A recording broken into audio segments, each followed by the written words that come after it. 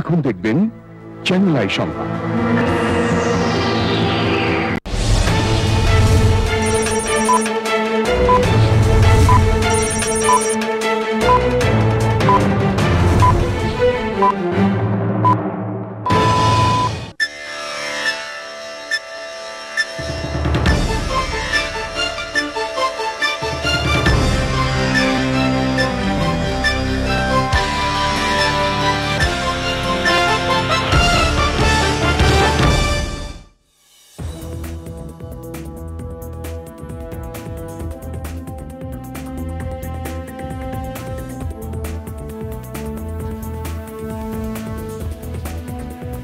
আসসালামু আলাইকুম, স্বাগত জানাচ্ছি চ্যানেল আই সংবাদে। সংবাদ কক্ষে আপনাদের সাথে আছি আমি প্রিয়াঙ্কা।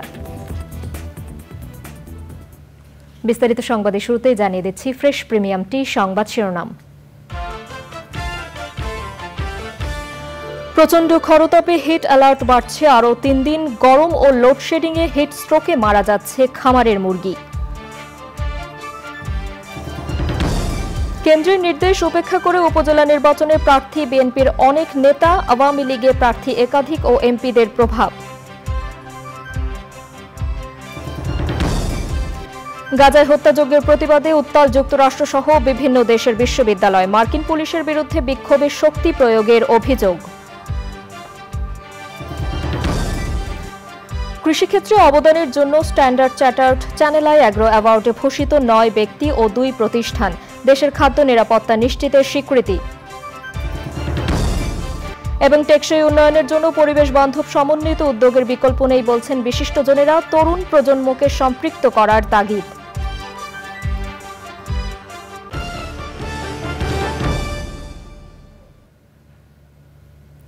সংবাদ শিরোনামগুলো জানাচ্ছিলাম। এখনকার সংবাদ আয়োজন একই সঙ্গে চ্যানেল আই এর ইউটিউব চ্যানেলে এবং চ্যানেল আই এর ওটিটি প্ল্যাটফর্ম আই স্ক্রিনে লাইভ স্ট্রিম হচ্ছে। যাচ্ছে বিস্তারিত সংবাদে। টানা তাপপ্রবাহে অতিষ্ঠ জনজীবন। সহসাই স্বস্তির খবর নেই বলছে আবহাওয়া অধিদপ্তর। রোববার থেকে আরও 3 দিনের জন্য বাড়ছে হিট অ্যালার্ট। এর মধ্যেই তাপপ্রবাহের জন্য 1 সপ্তাহের ছুটি শেষে আগামীকাল খুলছে স্কুল। ইফতেখার উদ্দিনের রিপোর্ট।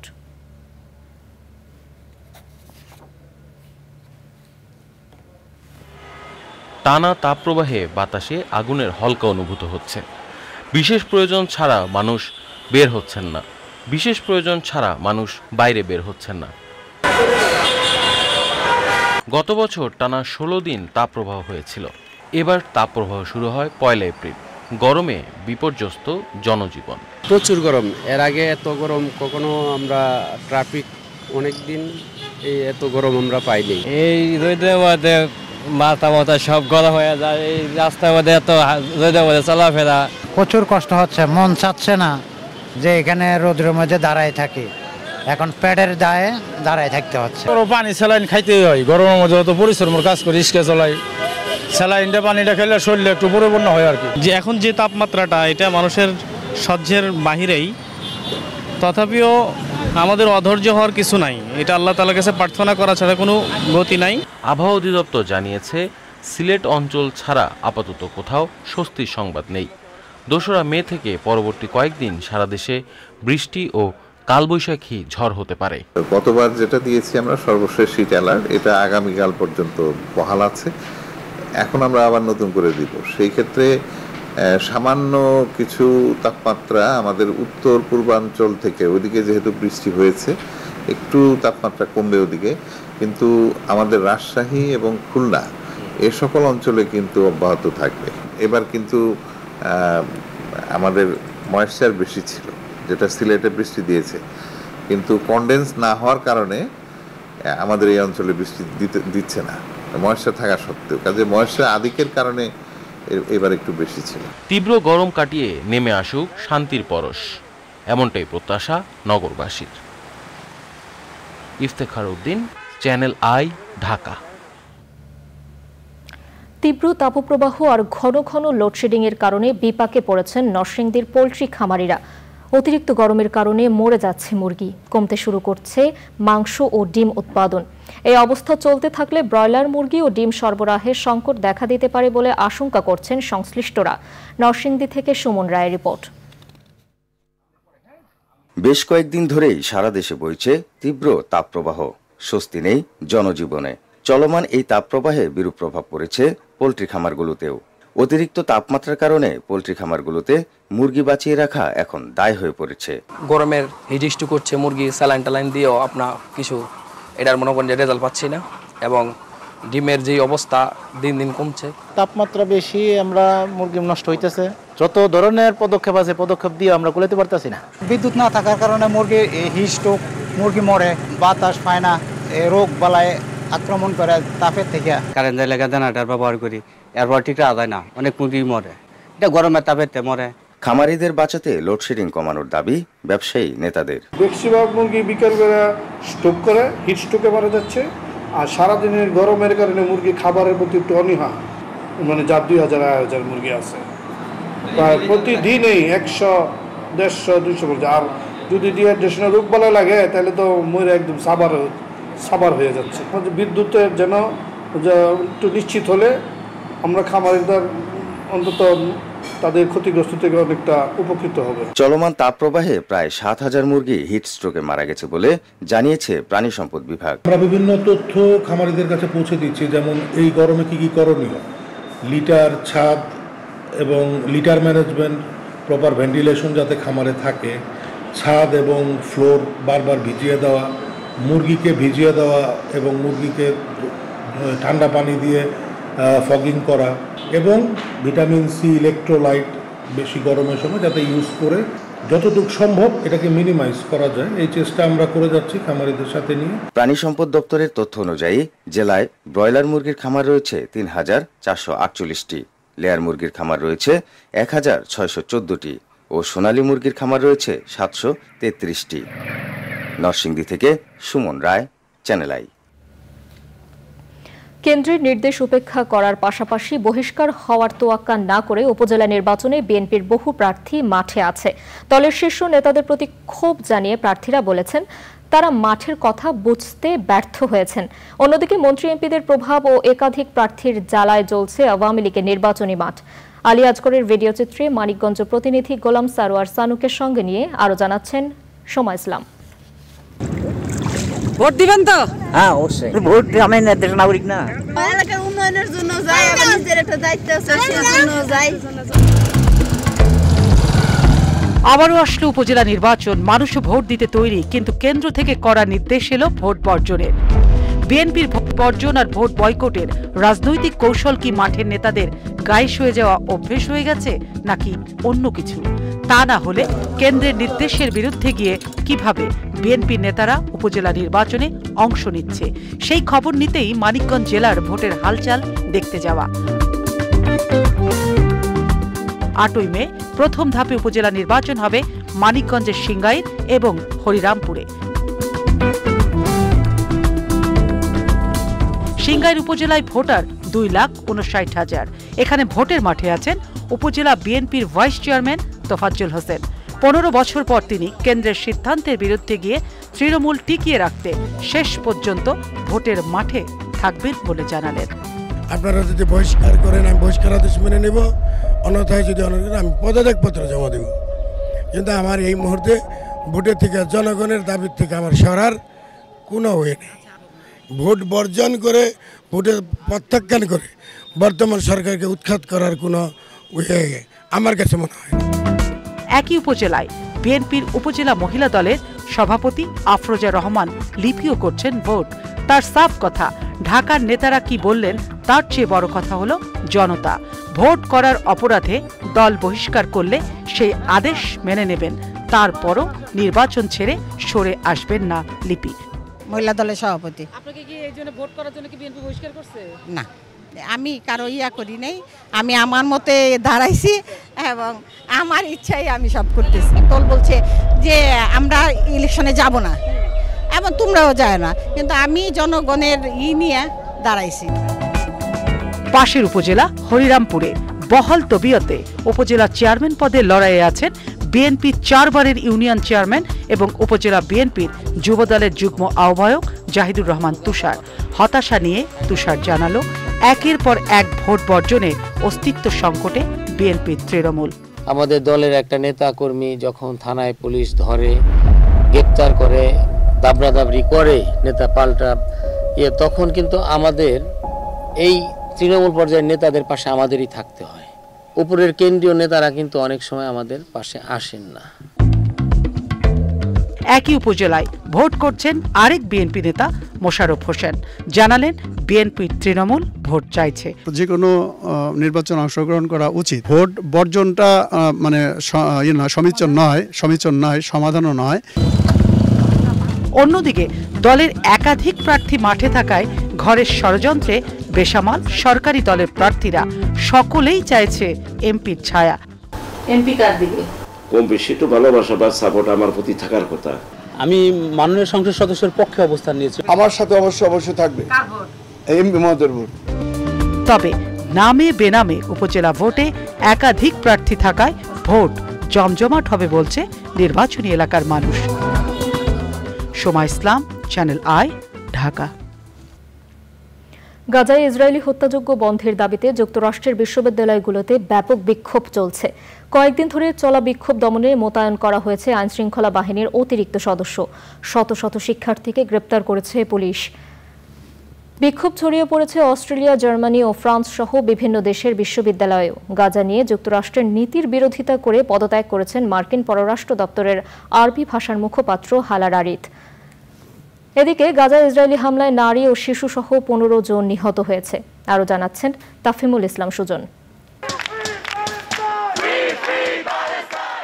গাজায় 6 মাসের বেশি সময় ধরে চলা যুদ্ধ আর ইসরায়েলের নির্বিচার হত্যাকাণ্ডের প্রতিবাদে উত্তাল যুক্তরাষ্ট্রের প্রায় সব বিশ্ববিদ্যালয় ক্যাম্পাস। বিক্ষোভে শিক্ষার্থীদের সঙ্গে যোগ দিয়েছেন অনেক শিক্ষক ও বিশ্ববিদ্যালয়ের কর্মকর্তা। ওয়াশিংটনে বিক্ষোভকারীরা অবস্থান নিয়েছেন হোয়াইট হাউসের অদূরে। গত সপ্তাহে নিউ ইয়র্কের কলম্বিয়া ইউনিভার্সিটিতে যুদ্ধবিরোধী বিক্ষোভ ও অবস্থান কর্মসূচি শুরু করে শিক্ষার্থীরা। সেখান থেকে শতাধিক শিক্ষার্থীকে গ্রেফতারের পর উত্তাল হয়ে ওঠে ক্যাম্পাস। বিক্ষোভ ছড়িয়ে পড়ে যুক্তরাষ্ট্রের অন্যান্য বিশ্ববিদ্যালয়েও। অনেক বিশ্ববিদ্যালয়ে ক্লাস বর্জন করেছে শিক্ষার্থীরা। আন্দোলন দমাতে শত শত শিক্ষার্থীকে গ্রেফতার করেছে যুক্তরাষ্ট্রের পুলিশ। বিক্ষোভ দমনে পুলিশের বিরুদ্ধে অহেতুক শক্তি প্রয়োগের অভিযোগ উঠেছে। ইমরি বিশ্ববিদ্যালয়ে এক নারী অধ্যাপককে মাটিতে ফেলে নির্যাতন এবং গ্রেফতারের ছবি প্রকাশ্যে আসার পর শিক্ষার্থীরা আরও বিক্ষুব্ধ হয়ে ওঠে। বিক্ষোভের জেরে যুক্তরাষ্ট্রের সাউদার্ন ক্যালিফোর্নিয়া ইউনিভার্সিটির স্নাতক সমাপনী অনুষ্ঠান বাতিল করা হয়েছে। আন্দোলনের ঢেউ আটলান্টিক পাড়ি দিয়ে আছড়ে পড়েছে ইউরোপেও। যুক্তরাজ্যের বিভিন্ন বিশ্ববিদ্যালয়ে ফিলিস্তিনিদের সমর্থনে বিক্ষোভ করেছে ব্রিটিশ শিক্ষার্থীরা। বিক্ষোভ হয়েছে জার্মানির বিভিন্ন বিশ্ববিদ্যালয়েও। ফ্রান্সের প্যারিস ইনস্টিটিউট অব পলিটিক্যাল স্টাডিজের বাইরে যুদ্ধবিরোধী বিক্ষোভে অংশ নেয় শিক্ষার্থীরা। যুক্তরাষ্ট্রের ছাত্রছাত্রীদের সঙ্গে সংহতি প্রকাশ করে অস্ট্রেলিয়াতেও বিক্ষোভ হয়েছে। সিডনি এবং মেলবোর্ন বিশ্ববিদ্যালয়ের শিক্ষার্থীরা ক্যাম্পাসে ক্যাম্প স্থাপন করে বিক্ষোভ করছে। গাজা যুদ্ধ নিয়ে যুক্তরাষ্ট্রের নীতির বিরোধিতা করে পদত্যাগ করেছেন মার্কিন পররাষ্ট্র দপ্তরের আরবি ভাষার মুখপাত্র হালার আরিদ। এদিকে গাজার বিভিন্ন শরণার্থী শিবিরে ইসরায়েলের বোমা হামলায় নারী ও শিশুসহ 15 জন নিহত হয়েছে। হামাসের দীর্ঘদিনের রাজনৈতিক প্রতিপক্ষ ফাত্তার সাথে ঐক্যের ইঙ্গিত দিয়েছে। হামাস ও ফাত্তার এই ঐক্য প্রক্রিয়ায় মধ্যস্থতা করছে চীন। Tafhimul Islam Sujan, Channel I. কৃষিক্ষেত্রে অনন্য অবদানের জন্য Standard Chartered Channel I Agro অ্যাওয়ার্ডে ভূষিত করা হলো 11 ক্যাটাগরিতে 9 ব্যক্তি ও 2 প্রতিষ্ঠানকে। স্ট্যান্ডার্ড চার্টার্ড ব্যাংক ও চ্যানেল আই এর নবম সিজনের মর্যাদাপূর্ণ এই আয়োজনে জুরি স্পেশাল ও আজীবন সম্মাননা সহ পুরস্কার পাওয়াদের হাতে তুলে দেয়া হয় অর্থ, ক্রেস্ট ও সনদ। অনুষ্ঠানে দেশের অর্থনীতিতে কৃষি ও কৃষকের অবদানের কথা তুলে ধরেন অতিথিরা। বিস্তারিত জানাচ্ছেন রফিকুল বাশার।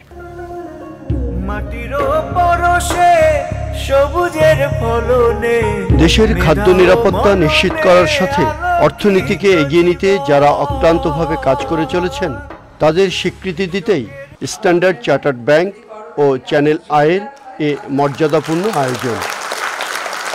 4 শতাধিক আবেদন থেকে বাছাই করে চূড়ান্তভাবে নির্বাচন করা হয় 11 ব্যক্তি ও প্রতিষ্ঠানকে।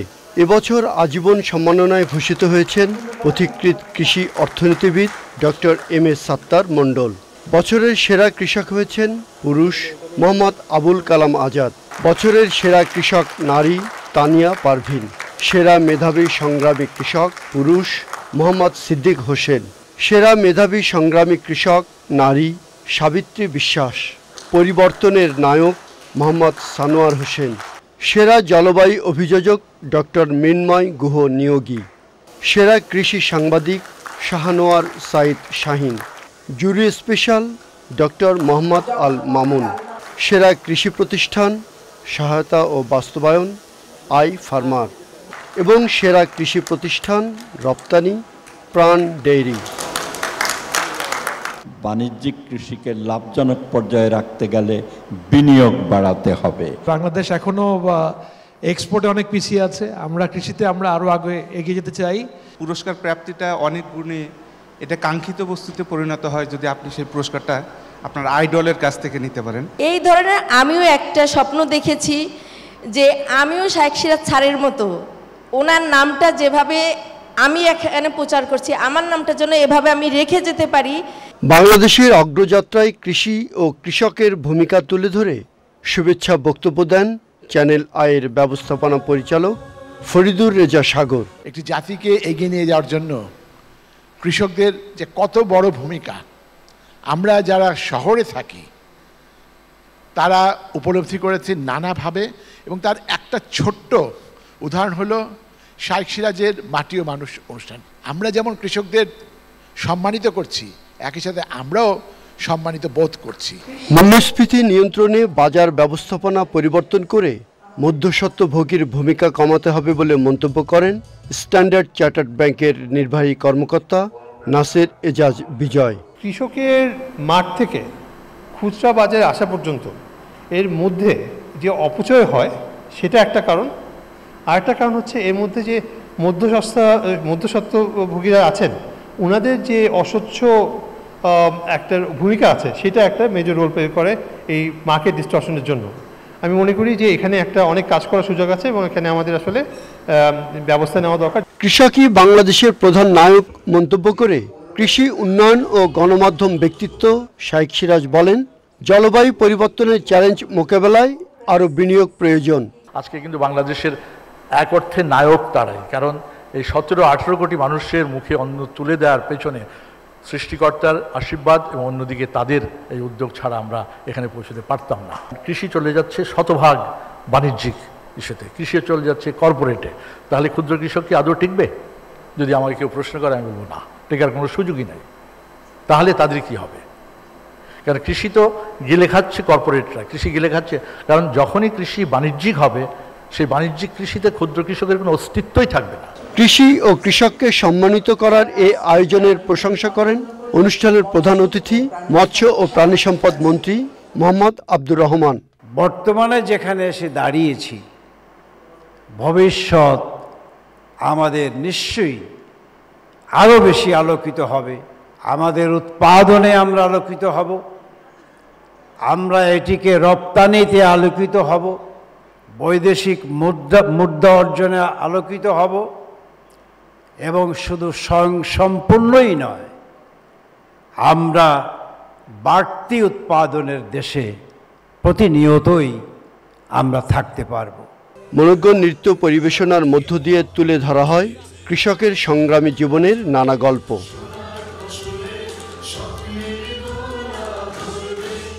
Rafiqul Bashar, channel I, Dhaka. টেকসই উন্নয়ন নিশ্চিতে জীববৈচিত্র্য রক্ষায় পরিবেশ বান্ধব সমন্বিত উদ্যোগের বিকল্প নেই বলেছেন বিশিষ্টজনরা। ঢাকা বিশ্ববিদ্যালয়ে বাংলাদেশ প্রাণীবিজ্ঞান সমিতির 23তম আন্তর্জাতিক দ্বিবার্ষিক সম্মেলনে অংশ নিয়ে বক্তারা এ বিষয়ে গুরুত্ব আরোপ করেন। স্বাস্থ্য খাতের উন্নতি ও জৈব সম্পদের উদ্ভাবনী ব্যবহারের মাধ্যমে দারিদ্র্য বিমোচন ও অর্থনৈতিক সমৃদ্ধি ত্বরান্বিত করার গুরুত্ব আরোপ করা হয়। পাশাপাশি পরিস্থিতি উন্নয়নে তরুণ প্রজন্মের সম্পৃক্ততার তাগিদ দেন বক্তারা। আলিম আল রাজি রিপোর্ট।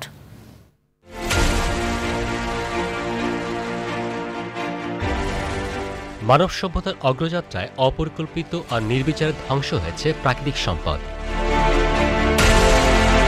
হুমকিতে পড়েছে পুরো জীববৈচিত্র্য।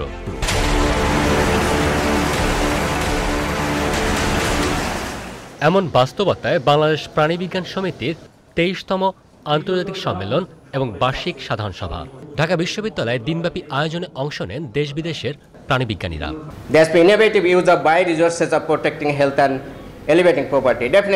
ভবিষ্যৎ প্রজন্মের জন্য বাসযোগ্য ধরিত্রী বিনির্মাণে পরিবেশ বান্ধব প্রযুক্তি আর প্রকল্পের আবশ্যকতায় একমত বিশিষ্টজনরা।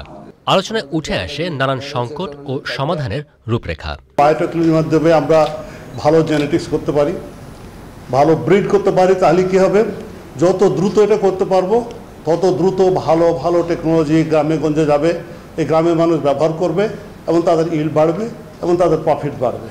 পোভার্টি এই শব্দটি এই বাংলাদেশে মুছে ফেলার জন্য মাননীয় প্রধানমন্ত্রী শেখ হাসিনা ইতিমধ্যেই আমাদেরকে নির্দেশনা দিয়েছেন যে এই পোভার্টির সাথে বাংলাদেশের কোনো সম্পর্ক থাকবে না, পোভার্টি মুক্ত বাংলাদেশ হবে। পৃথিবীর যে এখন আশু কর্তব্য, ওই যে বলে যে সাস্টেনেবল ডেভেলপমেন্ট, সেটাকে আরও মজবুত করা, পোভার্টি দারিদ্র, তার থেকে যে ন্যাচারাল রিসোর্স ম্যানেজমেন্ট এবং তার সাথে যে আমাদের হেলথ, এই তিনটে বিষয়কে সংযুক্ত করে আমাদের চিন্তাভাবনা আগামী দিনে গবেষণা প্রকল্পগুলোকে সঠিক করা।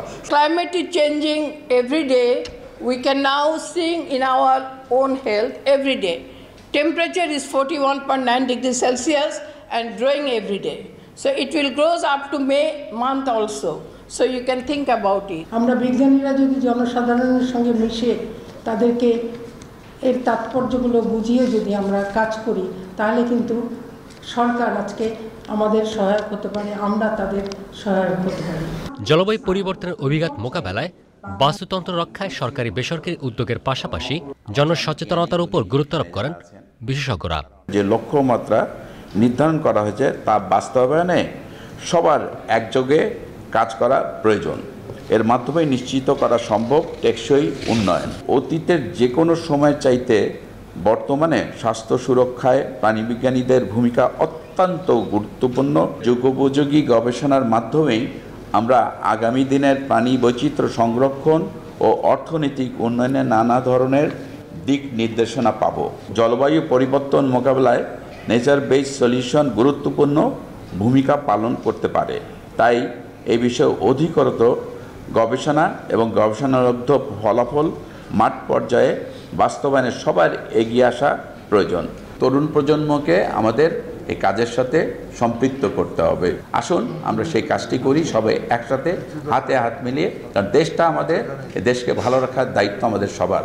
আমাদের এখানে একটা এ ফ্যাক্টর যুক্ত হচ্ছে এবং সেই এ ফ্যাক্টরটা হচ্ছে অ্যানথ্রোপোজেনিক ফ্যাক্টর, এবং এই অ্যানথ্রোপোজেনিক ফ্যাক্টর মানুষের করা সমস্ত কাজগুলি আমাদের প্রকৃতির উপর এক ধরনের প্রভাব ফেলছে। অ্যানিম্যাল হেলথ এবং ফিশারিজ এবং হিউম্যান হেলথ, এটাকে ওয়ান হেলথ অ্যাপ্রোচে এখন আমরা অ্যান্টিবায়োটিক রেজিস্ট্যান্স বা অ্যান্টিবায়োটিক কন্টেনমেন্টের বিষয়গুলোকে আমরা কাজ করছি।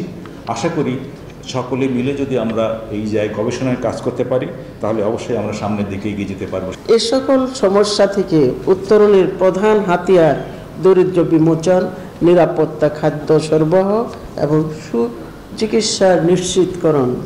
তবে এই সমস্যা দীর্ঘস্থায়ী সমাধানের জন্য সবাইকে ন্যাচারাল বেসড সলিউশন খুঁজতে হবে।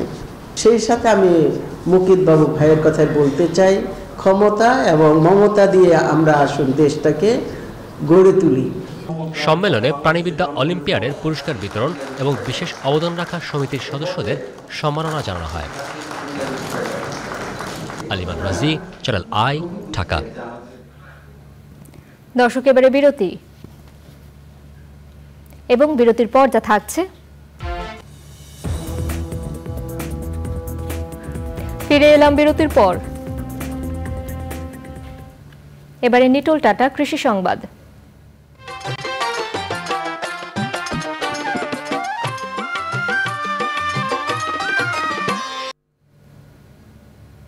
কৃষি প্রযুক্তি মেলা ও বিনামূল্যে বীজ ও সার বিতরণ সহ সারা দেশে বিভিন্ন ধরনের কৃষি কার্যক্রম হয়েছে। বগুড়ার কাহালুতে আধুনিক প্রযুক্তি সম্প্রসারণের মাধ্যমে রাজশাহী বিভাগের কৃষি উন্নয়ন প্রকল্পের আওতায় হয়েছে কৃষি প্রযুক্তি মেলা। কৃষি পুনর্বাসন ও কৃষি প্রণোদনা কর্মসূচির আওতায় চাঁদপুরের কচুয়া উপজেলার ৩,৪৫০ জন ক্ষুদ্র ও প্রান্তিক কৃষককে বিনামূল্যে বীজ ও সার বিতরণ শুরু করা হয়েছে। চুয়াডাঙ্গা সদর উপজেলায় 3 দিনের কন্দাল ফসল উন্নয়ন মেলায় 14,550 জন কৃষককে বিনামূল্যে বীজ ও রাসায়নিক সার বিতরণ করা হয়েছে। আন্তর্জাতিক ধান গবেষণা ইনস্টিটিউটের সহযোগিতায় ও ইউএসএইডের অর্থায়নে লাল তীর সিড লিমিটেডের আয়োজিত চিকন জাতের হাইব্রিড ধান গোল্ডেন 1 এর উপর মাঠ দিবস হয়েছে গাজীপুরে। এবারে প্রকৃতি সংবাদ।